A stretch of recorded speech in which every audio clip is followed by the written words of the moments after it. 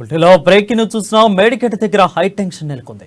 మేడిగడ్డను సందర్శించేందుకు రాహుల్ గాంధీ చేరుకున్నారు. ఈ నేపథ్యంలో పోలీసులు బారిగేట్లను ఏర్పాటు చేశారు. అయితే కార్యకర్తలు అనుమతికి ఇవ్వడంతో బారిగేట్లను తోసేసుకుని కార్యకర్తలు ముందుకు వెళ్లారు. దీంతో స్థానికంగా ఉద్రిక్తత పరిస్థితి నెలకొంది.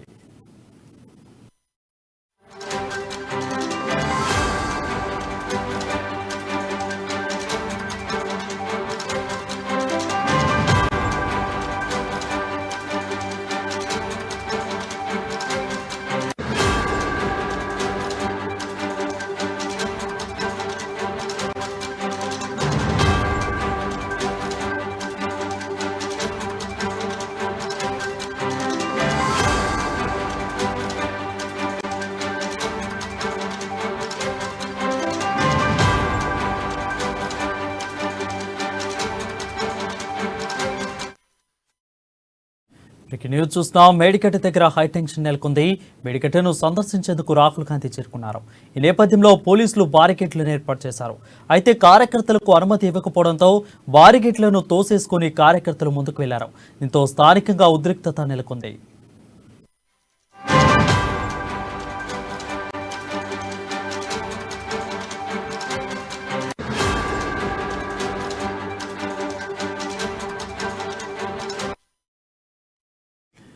న్యూస్ చూస్తున్నాం. మేడిగడ్డ దగ్గర హై టెన్షన్ వాతావరణం నెలకొంది. మేడిగడ్డను దర్శించేందుకు రాహుల్ గాంధీ చేరుకున్నారు. ఈ నేపథ్యంలో పోలీసులు బారికేట్లను ఏర్పాటు చేశారు. అయితే కార్యకర్తలకు అనుమతి ఇవ్వకపోవడంతో బారికేట్లను తోసుకుని కార్యకర్తలు ముందుకు వెళ్లారు. దీంతో స్థానికంగా ఉద్రిక్త పరిస్థితి నెలకొంది. దీనిపై మా ప్రతినిధి స్వామి అందిస్తారు. స్వామి, చెప్పండి, ప్రస్తుత పరిస్థితి అక్కడ ఎలా ఉంది? వరుణ్, మొత్తానికి అయితే అక్కడ మేడిగడ్డ దగ్గర కూడా భారీ బందోబస్తు పోలీసులు అయితే మోహరించారని చెప్పుకోవచ్చు. ఇప్పటికే ఏఐసిసి అగ్రనేత రాహుల్ గాంధీ రాకతో కూడా అక్కడ మొత్తానికి అయితే పోలీసు మేడిగడ్డ అంతా పోలీసు మయమైందని చెప్పుకోవచ్చు. ఇప్పటికే అనుమతి లేదంటూ కూడా పోలీసులు అయితే అడ్డుకున్న నేపథ్యం అయితే తెలుస్తా ఉంది. మొత్తానికి అయితే అక్కడ విజువల్స్ లో చూస్తున్నాం.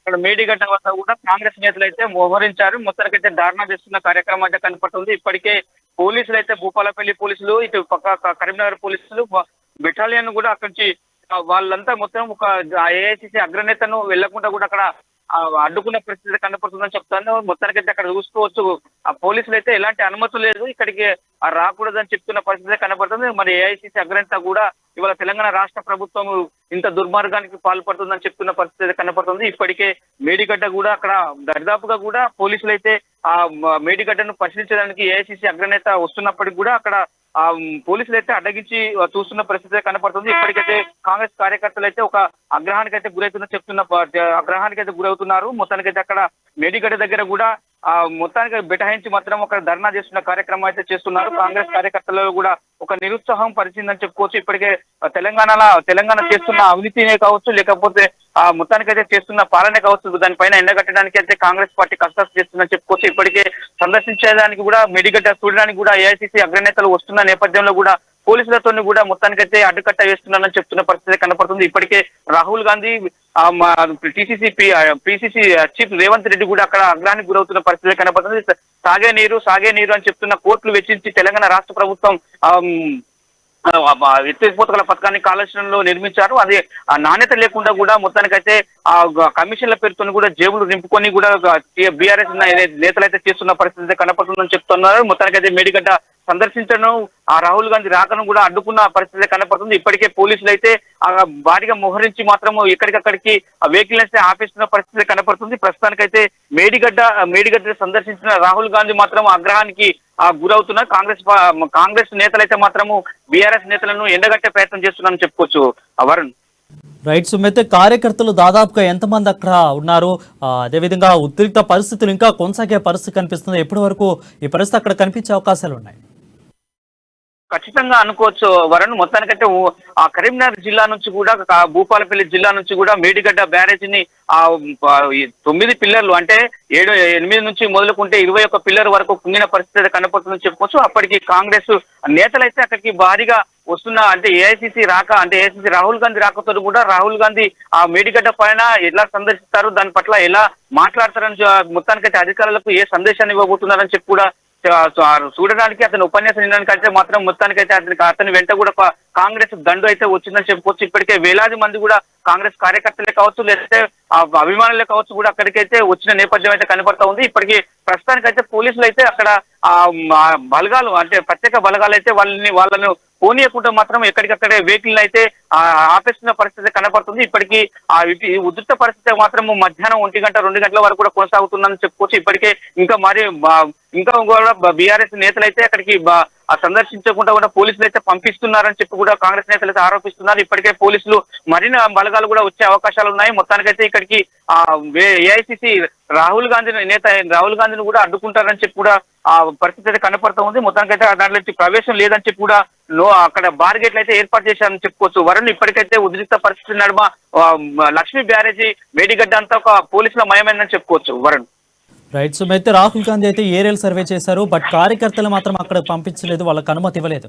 సో అక్కడ ఉధృతంగా పరిస్థితి అయితే కొంచెం దారితీస్తుంది అనుకోవచ్చు. కానీ యాక్షన్ ప్లాన్ కాంగ్రెస్ది దీని తర్వాత ఏ విధంగా ఉండబోతుంది కార్యకర్తలు అనుమతించకపోవడంతో? కాంగ్రెస్ కార్యకర్తలని కావచ్చు, రాహుల్ గాంధీని చూడడానికి అభిమానులే కావచ్చు, మేడిగడ్డని సందర్శించడానికి రైతులే కావచ్చు, రైతు కూలీలే కావచ్చు కూడా అక్కడికి మేడిగడ్డడానికి సందర్శించే నేపథ్యంలో కూడా పోలీసులు అయితే అడ్డుకట్ట వేస్తున్నారు. ఇప్పటికైతే దీని పట్ల కూడా కాంగ్రెస్ పార్టీ అయితే ఒక తీవ్ర అంటే విమర్శలు అయితే చేస్తున్న పరిస్థితి కనపడుతుంది. ఇప్పటికీ బీఆర్ఎస్ అంటే పాలన పైన కావచ్చు, లేక ఎత్తిపోతల పథకం కోట్లు వెచ్చించి ఎత్తిపోతల పథకాన్ని కూడా అక్కడ ఆనకట్టలు అంటే బ్రిడ్జి అంటే నిర్మించారు, బ్యారేజీలు అయితే నిర్మించారని చెప్పుకోవచ్చు. వాటిని మొత్తానికైతే రైతులు అయితే ఒక ప్రత్యేకంగా బీఆర్ఎస్ పైన ఒక విమర్శ చేసే అవకాశాలు ఎక్కువ ఉన్నాయి. మొత్తానికైతే దీనిపైన కూడా కాంగ్రెస్ పట్ల బ్యారేజీ మొత్తానికైతే అక్కడ కేంద్రానికైతే ఒక లేఖ అయితే రాయనున్న నేపథ్యం అయితే కనపడుతుందని చెప్పుకోవచ్చు. సేఫ్టీ అంటే కేంద్రం సేఫ్టీ అంటే బ్రిడ్జి సేఫ్టీ అథారిటీస్ కూడా ఇప్పటికే 20 సంబంధించిన అంశాలతో లేఖలు అయితే రాశారని చెప్పుకోవచ్చు. ఇప్పటికి 18 అంశాలతో లేఖలు అయితే రాసిన నేపథ్యం అయితే కనపడుతుంది. ఇంకా రెండు ప్రశ్నలకైతే సమాధానం చెప్పాల్సిన పరిస్థితి అయితే కనపడుతుంది. దీని పట్ల కూడా AICC all India Congress party అయితే తీవ్ర ఆందోళన చెందుతుంది. దీని పట్ల కూడా చాలా సీరియస్ గా తీసుకునే అవకాశాలు అయితే కనపడుతుంది. దీని పట్ల కూడా సేఫ్టీ అథారిటీస్ బ్రిడ్జి వాటికి అంటే వాళ్ళకైతే కేంద్రానికైతే లేఖ అయితే రాయనున్న నేపథ్యం అయితే కనపడుతుంది చెప్పుకోవచ్చు. దీని పట్ల కూడా ఎత్తిపోతల పథకానికి ఎన్ని కోట్లు వెచ్చించారు, బ్రిడ్జి అంటే దీనికి ఎంత టీఎంసీలు వాటర్ నిలవడానికి కూడా డ్యామ్ సేఫ్టీ అథారిటీ కాంట్రాక్ట్ ఎవరికి ఇచ్చారని కూడా దాని పలు అంశాల పట్ల కూడా మొత్తానికైతే ఏఐసిసి నిర్ణయం తీసుకోబోతుందని చెప్పుకోవచ్చు. ఇప్పటికే రాహుల్ గాంధీ ఏరియల్ సర్వే నిర్వహించారు. ఇప్పుడు కాంగ్రెస్ కార్యకర్తలను కావచ్చు అక్కడికి సందర్శించకుండా పోలీసులు అయితే అడ్డుకుంటున్నారని చెప్పుకోవచ్చు. ఇప్పటికీ దాని పట్ల కూడా అంటే మొత్తానికైతే కోట్లు వెచ్చించి చూస్తే లక్ష్మీ బ్యారేజ్ కావచ్చు, అన్నారం సరస్వతి బ్యారేజ్ కావచ్చు వాటిని మాత్రం సందర్శించడానికి కూడా ఇవాళ కాంగ్రెస్ కార్యకర్తలు వస్తున్న నేపథ్యంలో కూడా పోలీసులు అడ్డుకోవడానికి కూడా తీవ్ర ఆందోళనకు గురి చేస్తున్నారని చెప్పుకోవచ్చు. దీని పట్ల కూడా ఆల్ ఇండియా కాంగ్రెస్ కమిటీ మాత్రము కేంద్రానికి అయితే ఒక లేఖ రాయనున్న నేపథ్యం అయితే కనపడుతుందని చెప్పుకోవచ్చు. Varun right. Thank you Swami for the updates.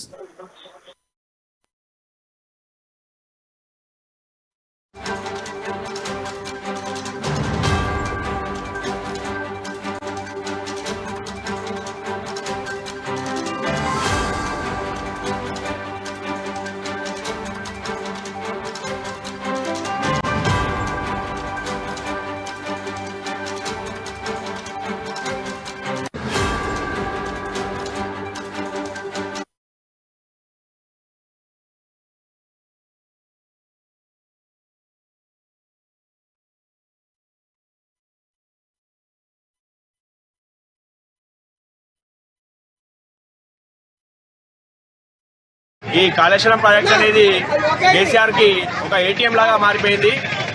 ఈ కేసీఆర్ ప్రభుత్వాన్ని ఎలాగైనా గద్దెదించి కాంగ్రెస్ ప్రభుత్వం ప్రజా ప్రభుత్వాన్ని ఏర్పరచుకుంటామని ఈ సందర్భంగా తెలుసుకుంటాం. Mohammed Naimuddin, youth Congress town president. మాకు మేడిగడ్డ ప్రాజెక్టు వల్ల మా భూములు కోల్పోయినా కానీ మాకు ఎలాంటి సాయం లేదు. ఈ కాళేశ్వరం ప్రాజెక్ట్ అనేది కేసీఆర్ కి ఒక ఏటీఎం లాగా మారిపోయింది. ఈ కేసీఆర్ ప్రభుత్వాన్ని ఎలాగైనా గద్దెదించి కాంగ్రెస్ ప్రభుత్వం ప్రజా ప్రభుత్వాన్ని ఏర్పరచుకుంటామని ఈ సందర్భంగా తెలుసుకుంటాం. Mohammed Naimuddin, youth Congress town president. మాకు మేడిగడ్డ ప్రాజెక్టు వల్ల మా భూములు కోల్పోయినా కానీ మాకు ఎలాంటి సాయం లేదు.